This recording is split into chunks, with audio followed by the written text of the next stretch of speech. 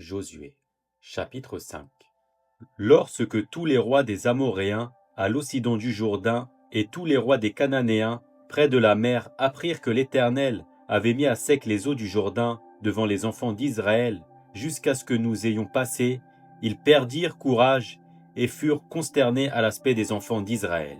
En ce temps-là, l'Éternel dit à Josué, « Fais-toi des couteaux de pierre et circoncis encore une fois les enfants d'Israël. » Josué se fit des couteaux de pierre et il circoncit les enfants d'Israël sur la colline d'Aralot. Voici la raison pour laquelle Josué les circoncit. Tout le peuple sorti d'Égypte, les hommes, tous les hommes de guerre, étaient morts dans le désert, pendant la route, après leur sortie d'Égypte. Tout ce peuple sorti d'Égypte était circoncis, mais tout le peuple né dans le désert, pendant la route, après la sortie d'Égypte, n'avait point été circoncis, car les enfants d'Israël avaient marché 40 ans dans le désert jusqu'à la destruction de toute la nation des hommes de guerre qui étaient sortis d'Égypte et qui n'avaient point écouté la voix de l'Éternel. L'Éternel leur jura de ne pas leur faire voir le pays qu'ils avaient juré à leur père de nous donner, pays où coule le lait et le miel.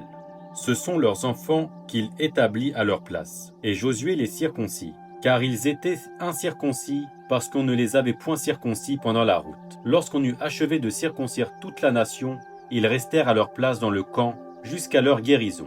L'Éternel dit à Josué, « Aujourd'hui, j'ai roulé de dessus vous l'opprobre de l'Égypte. » Et ce lieu fut appelé du nom de Gilgal, jusqu'à ce jour. Les enfants d'Israël campèrent à Gilgal, et ils célébrèrent la Pâque le 14e jour du mois, sur le soir, dans les plaines de Jéricho. Ils mangèrent du blé du pays le lendemain de la Pâque, des pains sans levain et du grain rôti. Ils en mangèrent ce même jour. La manne cessa le lendemain de la Pâque, quand ils mangèrent du blé du pays.